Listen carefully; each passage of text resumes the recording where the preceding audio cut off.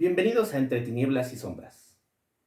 Hoy es el episodio número 1 y es un especial del Día de las Madres.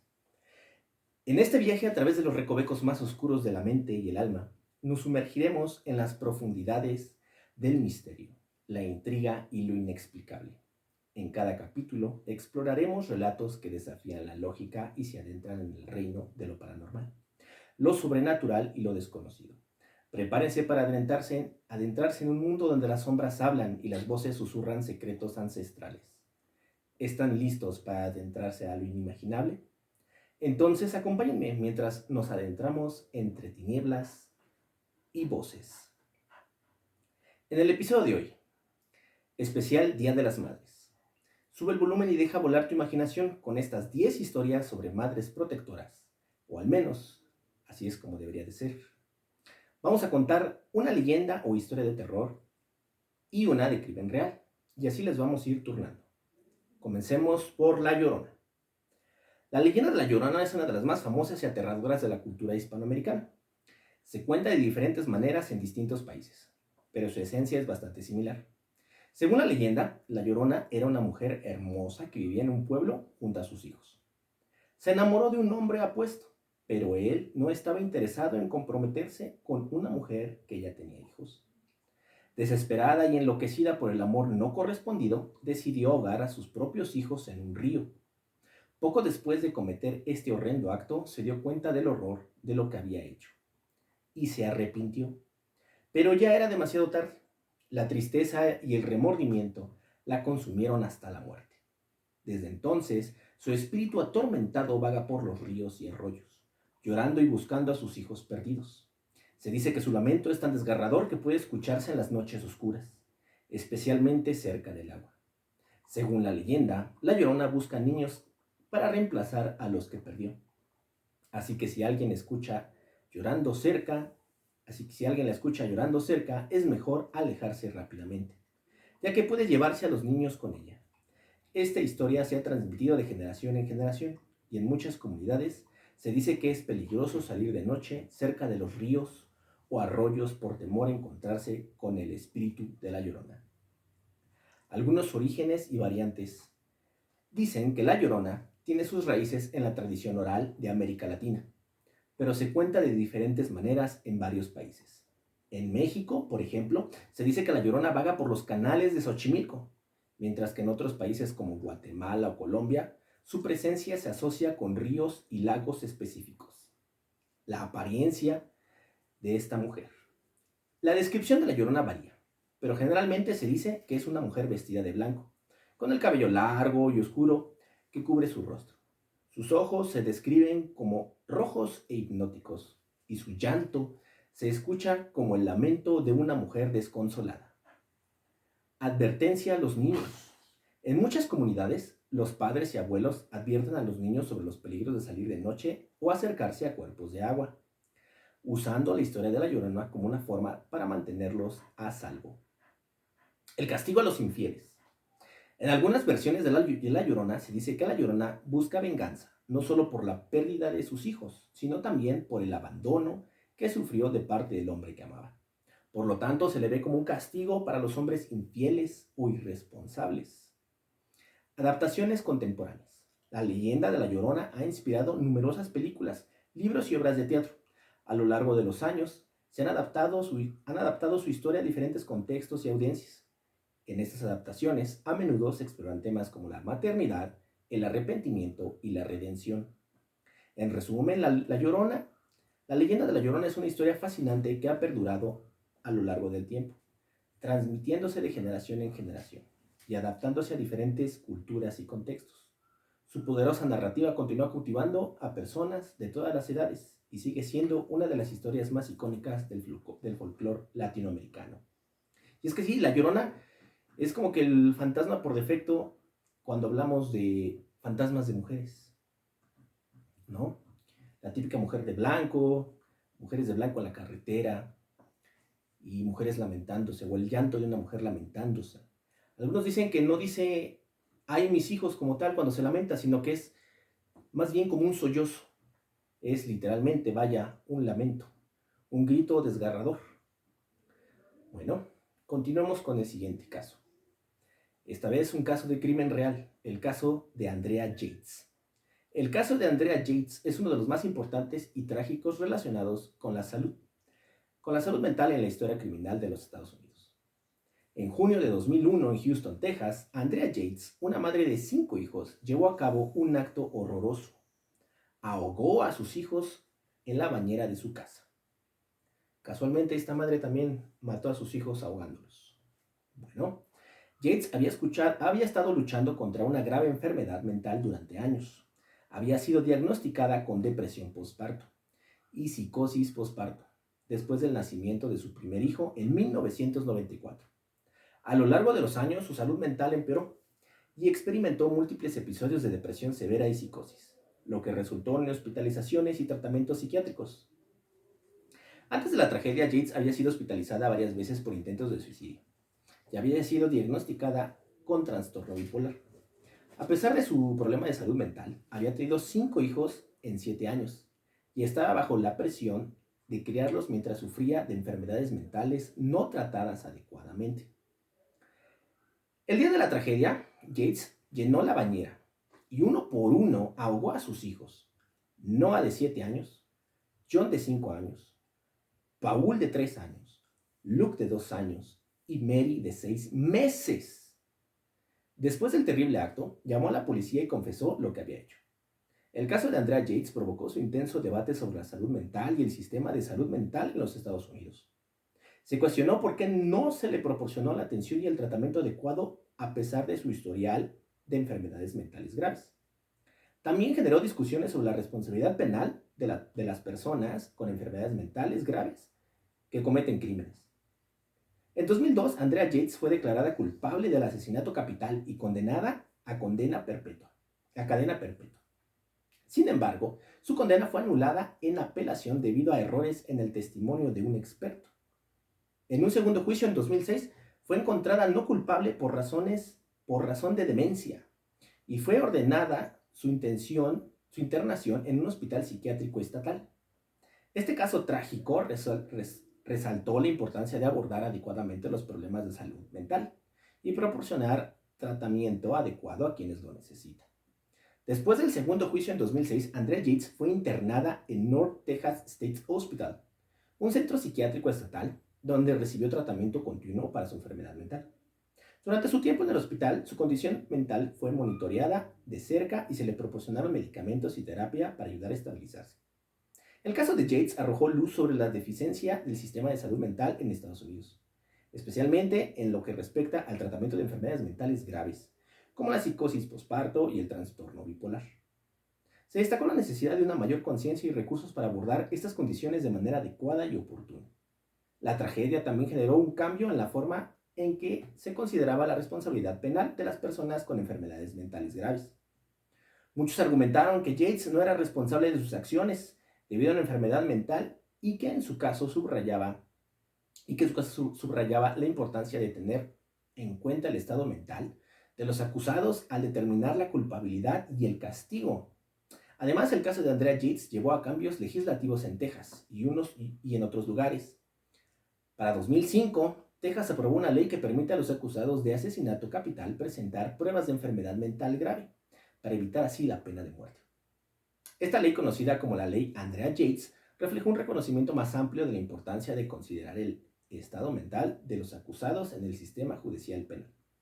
Andrea Yates sigue siendo un símbolo de los desafíos que enfrentan las personas con enfermedades mentales graves y las deficiencias del sistema de salud mental. Su caso sigue siendo estudiado y discutido en el ámbito legal, médico y académico, como un recordatorio de la necesidad de mejorar el acceso de tratamiento y la comprensión de las enfermedades mentales. ¿Tú qué opinas?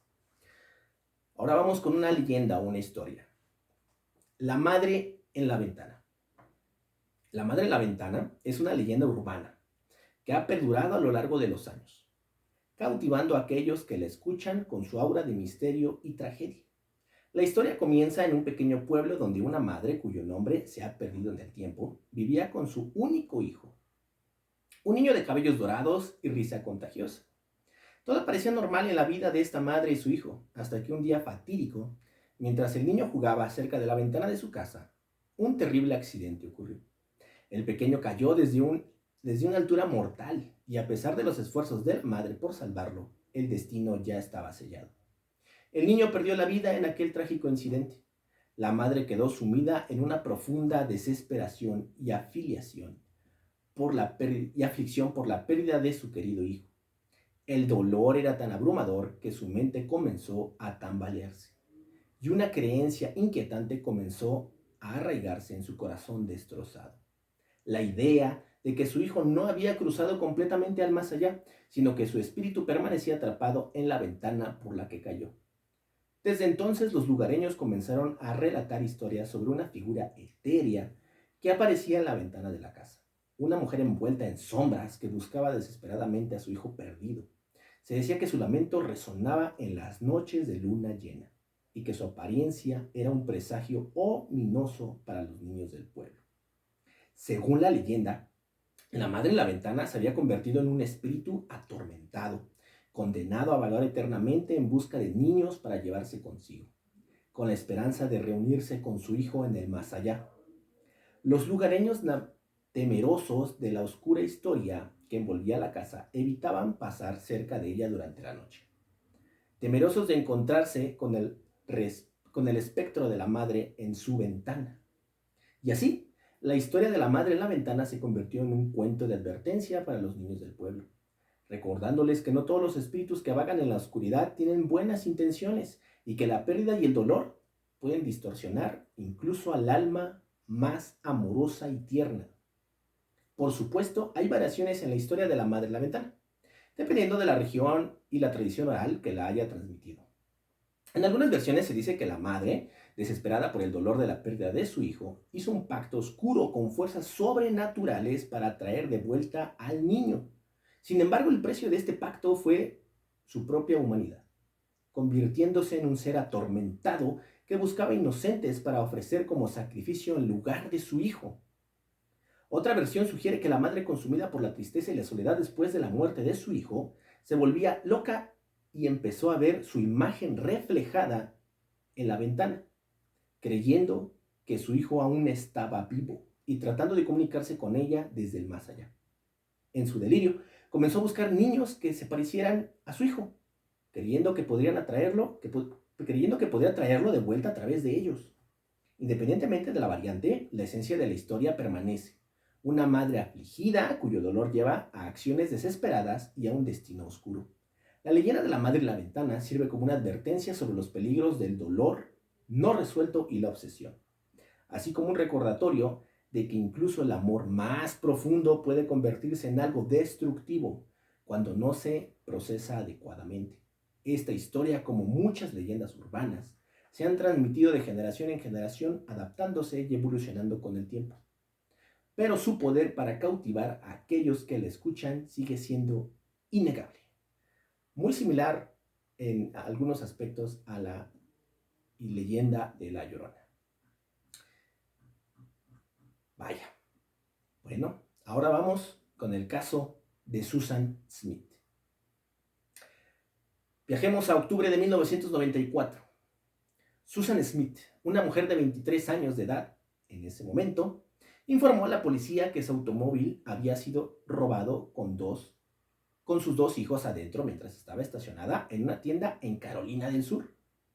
La historia de Smith desencadenó una intensa búsqueda por parte de las autoridades y una cobertura mediática a nivel nacional. Sin embargo, la investigación pronto reveló una verdad escalofriante. Susan Smith había inventado toda la historia. Después de días de interrogatorio por parte de la policía, Smith finalmente confesó la verdad.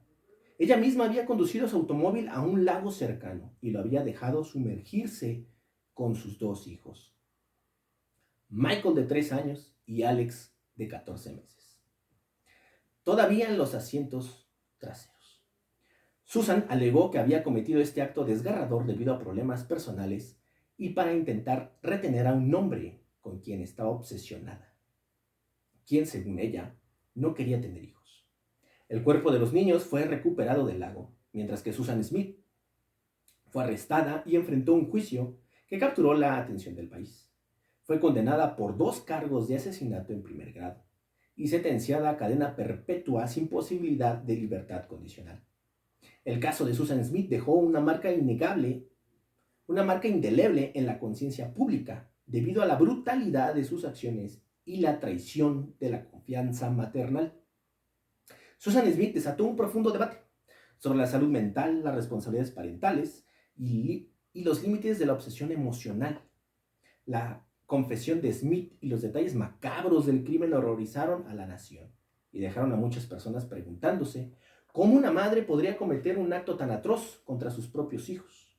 Durante el juicio, se revelaron detalles sobre la vida de Susan Smith, incluyendo su infancia, marcada por abusos sexuales y emocionales, así como su lucha contra la depresión y la inestabilidad emocional.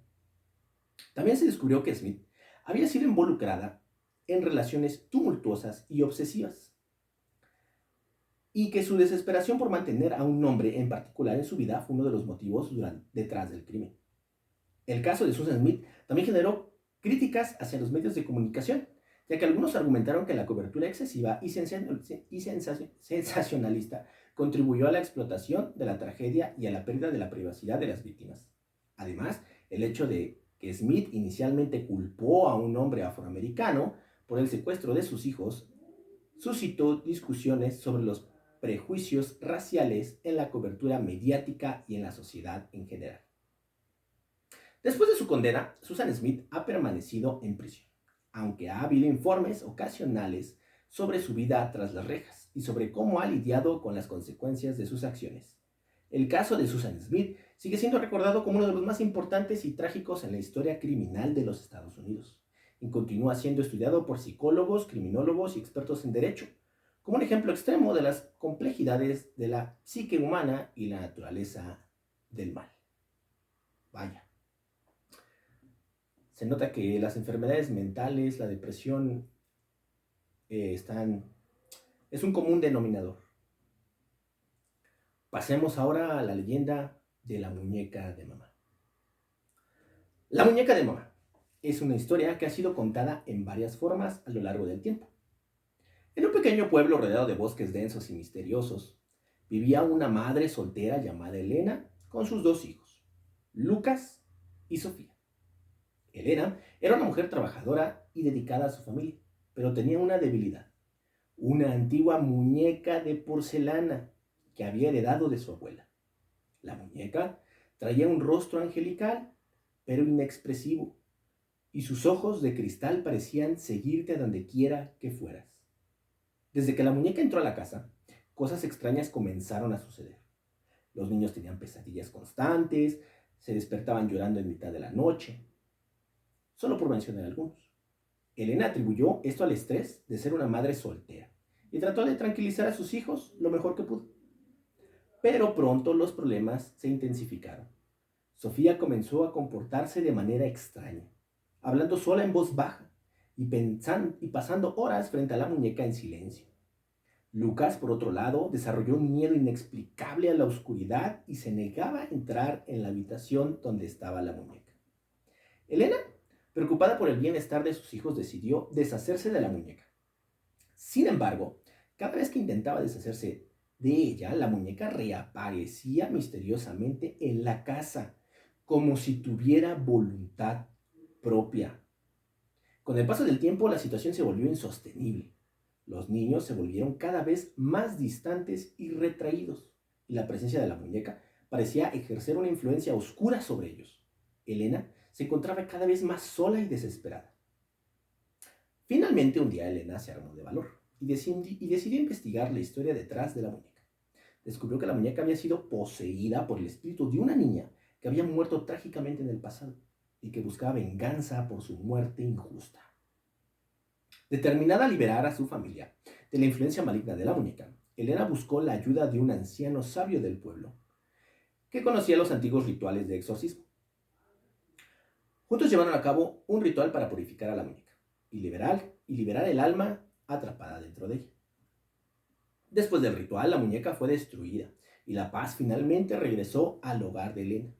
Los niños volvieron a ser felices y llenos de vida, y Elena pudo finalmente dormir tranquila por las noches, sabiendo que su familia estaba a salvo de la influencia maligna de la muñeca. De la muñeca de mamá. Después de que la muñeca fue destruida, la vida en la casa de Elena comenzó a volver a la normalidad. Los niños recuperaron su alegría y comenzaron a dormir tranquilos por las noches, libres de pesadillas que los habían atormentado durante tanto tiempo. Sin embargo, Elena no podía sacudirse la sensación de que algo estaba mal. Aunque la muñeca había sido destruida y el espíritu maligno parecía haber sido exorcizado, aún sentía una presencia oscura acechando en las sombras. Decidió investigar más a fondo y descubrió que la muñeca había sido solo un instrumento en manos de una fuerza aún más siniestra. Un antiguo culto que operaba en las profundidades del bosque cercano al pueblo. Este culto practicaba rituales oscuros y había sacrificado la vida de la niña cuyo espíritu había sido poseído por la muñeca de mamá. ¿Qué tal? Un poquito Annabelle, ¿no? ¿Ok? Ahora vamos con el caso de Diane Downs. El caso de Diane Downs es uno de los casos más impactantes y trágicos de homicidio filicida en la historia criminal de los Estados Unidos. Viajemos a mayo de 1983, donde Diane Downs, una madre soltera de Oregon, disparó a sus 3 hijos en una carretera rural. Downs llevó a sus hijos al hospital diciendo que había sido víctima de un ataque por parte de un extraño mientras conducían. Sin embargo, la investigación policial pronto descubrió inconsistencias en su historia y sospecharon de su participación en los disparos. Uno de los hijos de Downs, Cheryl, de 7 años, murió en el hospital debido a sus heridas, mientras que los otros 2 hijos, Christy de 8 años y Danny de 3 años, sobrevivieron, pero sufrieron lesiones graves. A pesar de sus heridas, Christy pudo dar testimonio en el juicio. Durante el proceso legal se revelaron detalles perturbadores sobre la vida de Diane Downs, incluidas sus relaciones tumultuosas, su comportamiento sexual imprudente y su obsesión por un hombre que aparentemente no quería tener hijos. También se descubrió que Downs había planeado dejar a sus hijos para estar con este hombre. Downs fue arrestada y acusada de homicidio, intento de homicidio y agresión.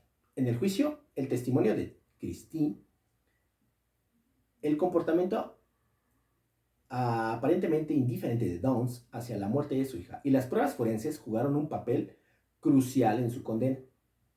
En 1984, Diane Downs fue declarada culpable de todos los cargos y sentenciada a cadena perpetua, más 50 años de prisión.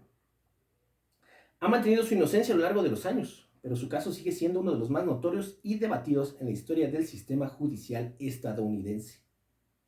Y es que Christy Downs, la hija mayor de Diane, fue fundamental en el juicio. A pesar de sus heridas, Christy testificó contra su madre, identificándola como la persona que disparó contra ella y sus hermanos.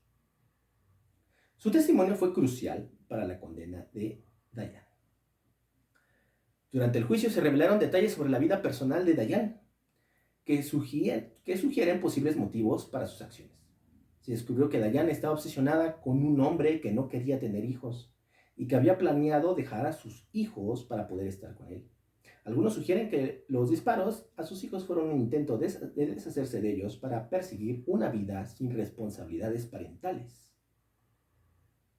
Durante el juicio, el comportamiento de Diane Downs fue a menudo extraño y desconcertante. Se la vio sonriendo y riendo en momentos inapropiados, lo que llevó a muchos a cuestionar su cordura y empatía. Esto contribuyó a la percepción pública de ella como una persona fría y calculadora.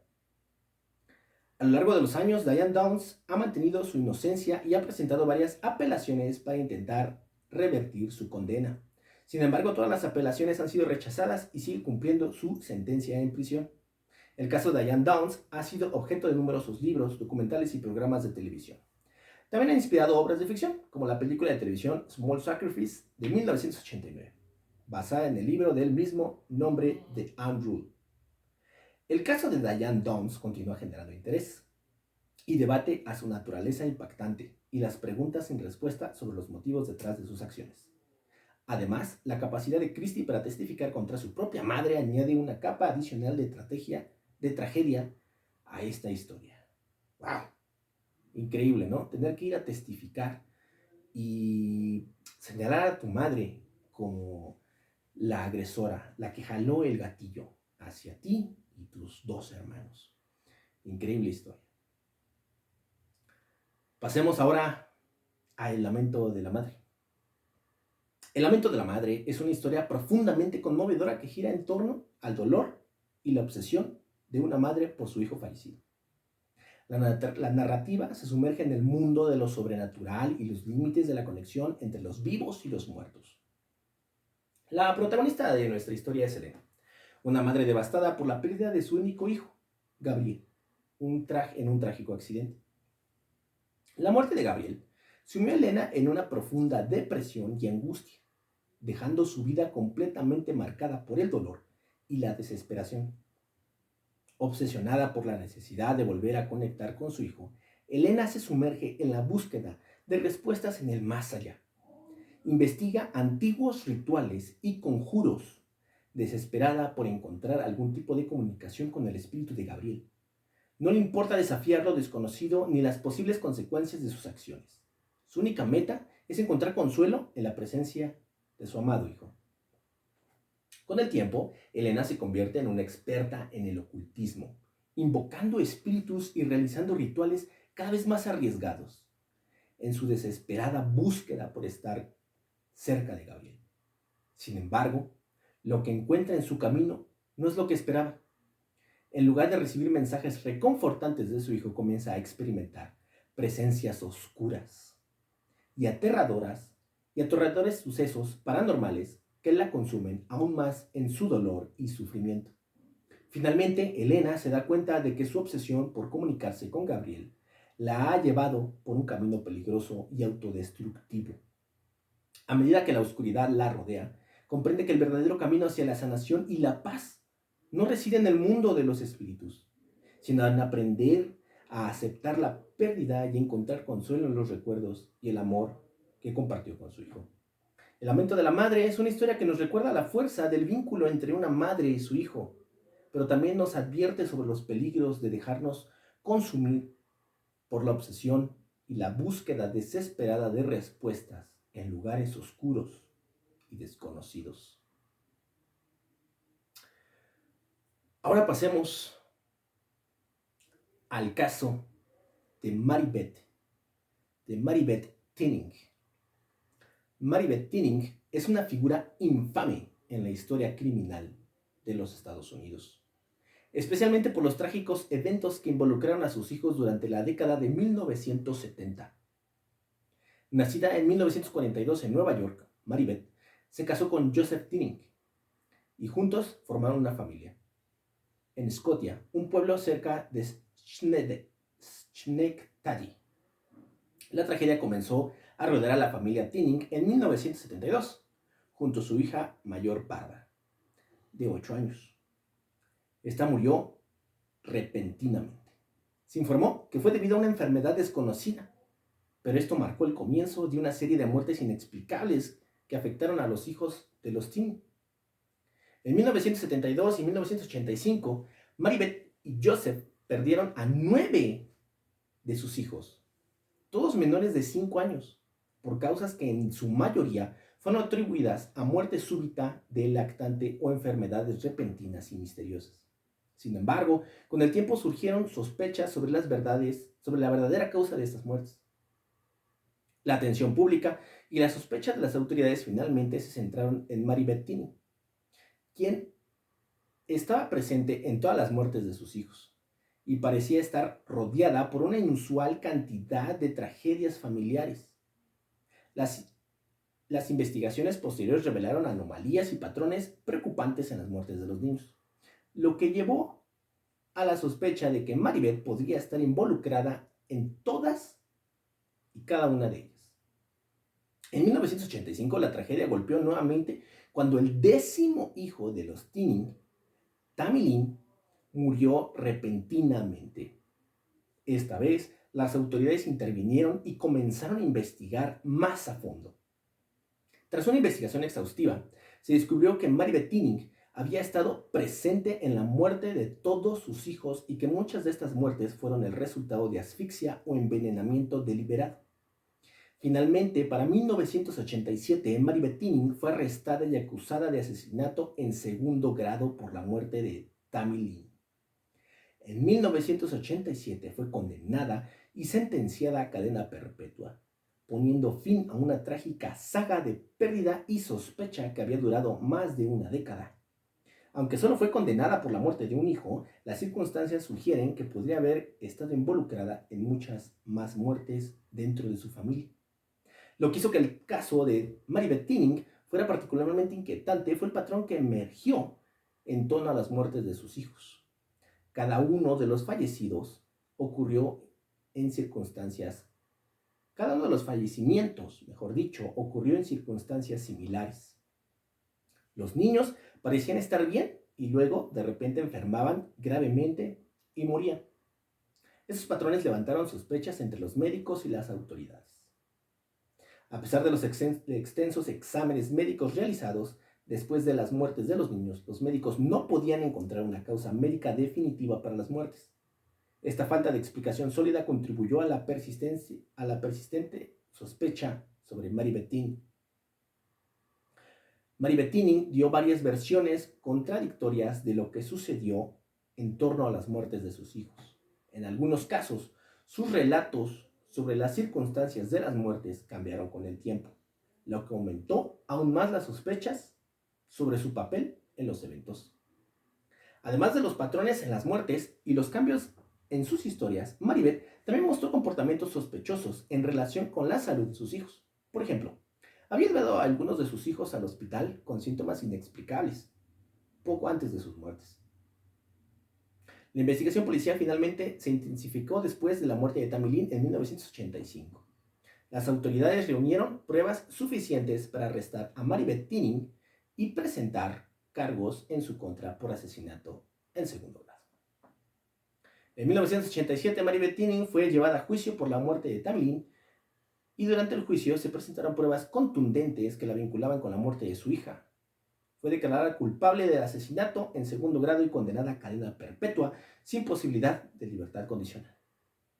El caso de Mary Beth Tinning continúa siendo objeto de interés y estudio en el ámbito de la psicología forense y criminología, ya que plantea preguntas difíciles sobre la naturaleza de la violencia familiar y los motivos detrás de tales acciones. Impresionante historia también. El caso Mary Beth Tinning. Si te está gustando, recuerda dejar tu like, compartir y en los comentarios la historia que más te guste. Pasemos ahora a la madre devoradora. La leyenda de la madre devoradora. En un pequeño pueblo perdido entre colinas cubiertas de neblina, vivía una madre llamada Elvira. A simple vista, Elvira parecía una madre amorosa y devota, siempre cuidando de sus hijos con una sonrisa en el rostro.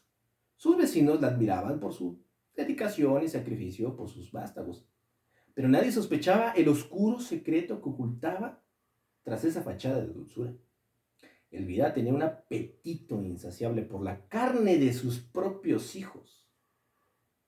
Imagínense, la carne de sus propios hijos. Esto es un nivel de canibalismo. O sea, si ya por sí el canibalismo ya es fuerte, esto es, wow, es como 10 veces más.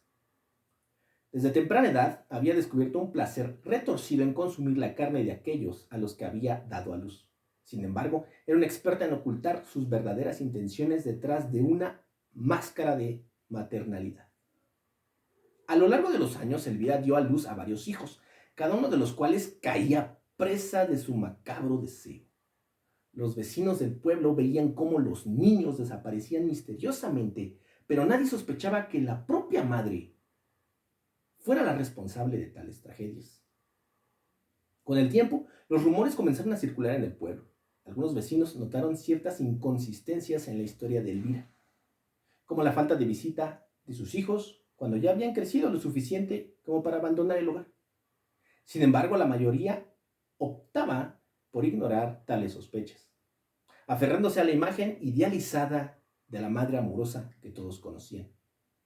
Pero un día, una niña llamada Sofía logró escapar de las garras de su madre justo a tiempo. Sofía había descubierto accidentalmente el oscuro secreto de Elvira y había presenciado horrorizada cómo su propia madre se preparaba para devorar a uno de sus hermanos. Con valentía y astucia, Sofía logró huir y buscar ayuda fuera del pueblo. Cuando las autoridades llegaron a la casa de Elvira, encontraron un escenario dantesco. Elvira había sido descubierta en pleno acto de canibalismo, con los restos de uno de sus hijos esparcidos por toda la casa. Horrorizados por la revelación, los vecinos del pueblo se enfrentaron a la realidad de que la madre que tanto admiraban era en realidad una devoradora de sus propios hijos. Desde ese día, la historia de la madre devoradora se convirtió en una leyenda macabra que se transmitía de generación en generación en el pueblo, recordando a todos que las apariencias pueden ser engañosas y que incluso el amor maternal puede ocultar los más oscuros y terribles secretos. Wow, en lo personal, esta historia para mí es mi favorita. No sé tú, déjame en los comentarios. Recuerda dejar tu like y si te está gustando, pulgar arriba, comparte y comentarios. La madre devoradora, para mí, de mis historias favoritas. Ahora pasemos con el caso de Darlie Routier. El caso de Darlie Routier es uno de los casos más controvertidos y debatidos en la historia de la justicia criminal de los Estados Unidos.